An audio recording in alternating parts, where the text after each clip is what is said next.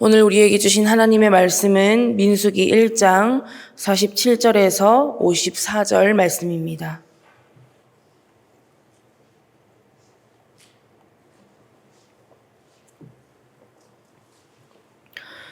민수기 1장 47절에서 54절까지의 말씀 교독으로 보겠습니다. 제가 먼저 읽겠습니다.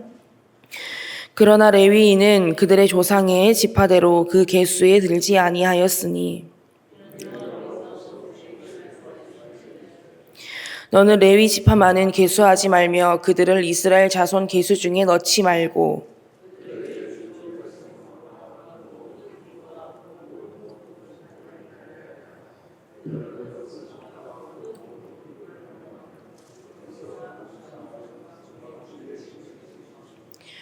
성막을 운반할 때에는 레위인이 그것을 걷고 성막을 세울 때에는 레위인이 그것을 세울 것이요 외인이 가까이 오면 죽일지며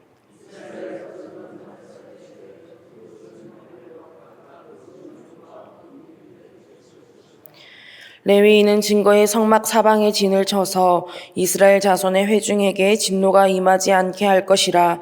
레위인은 증거의 성막에 대한 책임을 지킬지니라 하셨음이라.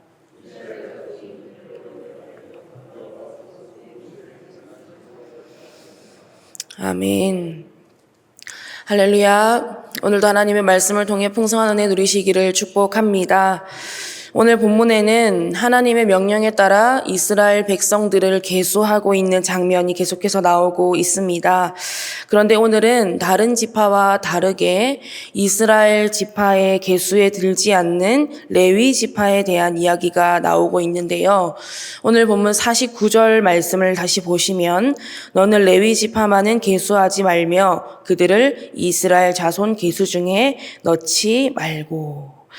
하나님께서 말씀하시기를 레위 지파는 이스라엘 자손의 계수에 넣지 말라고 말씀을 하십니다. 그리고 그 이유가 50절 말씀부터 쭉 나오고 있는데요.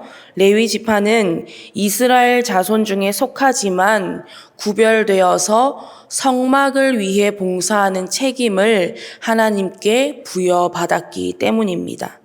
그래서 53절 후반절 말씀을 보십시오. 레위인은 증거의 성막에 대한 책임을 지킬지니라. 자, 그러면 우리가 한번 생각해 봤으면 좋겠습니다. 하나님께서 이스라엘 백성들의 수를 계수하라고 하셨을 때의 조건이 싸움에 나갈 만한 20세 이상의 남자였습니다. 그러면 이후에 가나안 땅에 들어가서 정복 전쟁을 하게 될 때 싸울 수 있는 사람이 많으면 많을수록 좋지 않겠습니까? 가나안은 성을 가지고 있었고요. 군사를 가지고 있었고 무기를 가지고 있었습니다. 그런데 그에 비해 이스라엘 백성들은요, 아무것도 없습니다. 그러면 힘의 원리로 놓고 봤을 때 지금은 한 지파가 더 있어도 싸움이 될까 말까한 상황입니다.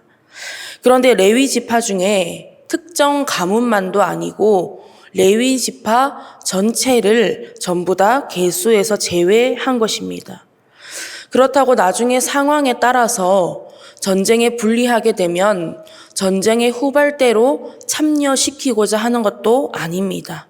오직 하나님의 성막을 위해서 온 책임과 의무를 다하도록 온전히 구별시킨 것입니다. 그러면 우리가 여기서 깨달을 수 있는 메시지가 무엇일까요? 우리는 하나님 앞에 거룩해야 한다는 것입니다. 하나님께서 레위 지파에게 성막에 대한 책임과 의무를 주시는 것을 보면요. 기구 하나, 천 하나, 그릇 하나까지도 꼼꼼하고 세심하게 주의해서 다루어야 할 정도로 엄격하다는 것을 여러분들도 느끼셨을 것입니다. 그러면 하나님께서 왜 그렇게까지 명령을 하셨을까요? 거룩하라는 것입니다. 성막은 하나님께서 임재하시는 곳이고요.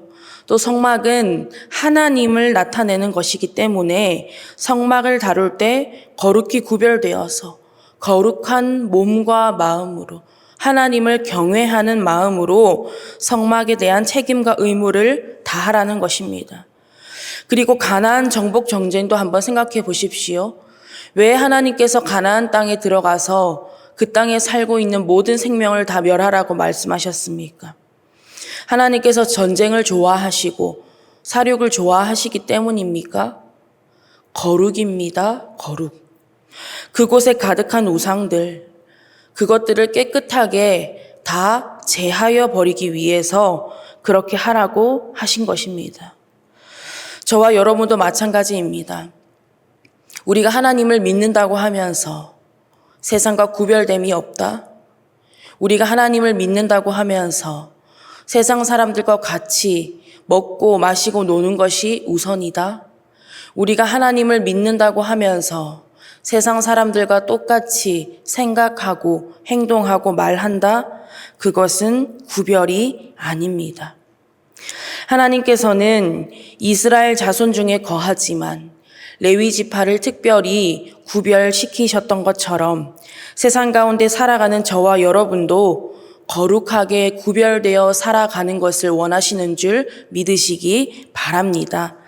그렇게 세상을 살아갈 때에 세상과는 구별된 거룩한 하나님의 자녀, 거룩한 하나님의 백성으로 살아갈 수 있는 우리 모두가 될 수 있기를 간절히 원합니다.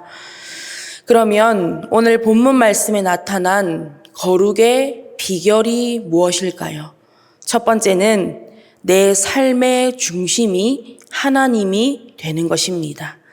오늘 본문 51절에서 53절 말씀을 다시 한번 보겠습니다. 성막을 운반할 때에는 레위인이 그것을 걷고 성막을 세울 때에는 레위인이 그것을 세울 것이요 외인이 가까이 오면 죽일지며 이스라엘 자손은 막사를 치되 그 진영별로 각각 그 진영과 군기 곁에 칠 것이나 레위인은 증거의 성막 사방에 진을 쳐서 이스라엘 자손의 회중에게 진노가 임하지 않게 할 것이라. 레위인은 증거의 성막에 대한 책임을 지킬지니라 하셨음이라. 51절 말씀에 외인이 가까이 오면 죽일지며 라는 표현이 있습니다. 성막을 운반하거나 걷고 세울 때 레위인 외에 다른 사람이 오면 죽일지라 라는 이 표현은 거룩을 유지하라는 것입니다. 그렇듯이 우리도 하나님을 가까이 하면서 죄가 우리에게 오는 것을 경계해야 합니다. 우리가 하나님과 가까이 하면서 죄를 멀리해야 한다는 것입니다. 우리가 하나님과 멀어지면서 죄와 가까워지는 것, 죄가 나를 유혹하는 것, 이 모든 것은 거룩을 잃어버리는 것이기 때문에 우리는 늘 하나님을 내 삶의 중심을 두고 하나님을 늘 가까이 하면서 우리가 늘 거룩을 유지할 수 있어야 한다는 것입니다. 또한 다른 자손들은요, 다 각자의 진영별로 위치해 있었지만 레위 지파만은 성막을 중심으로 성막 사방에 진을 쳤습니다. 아무리 다른 지파의 진영이 부럽고 아무리 다른 지파가 기업으로 받을 땅이 부럽다 한들 레위 지파는 성막을 중심으로 살아야만 했습니다.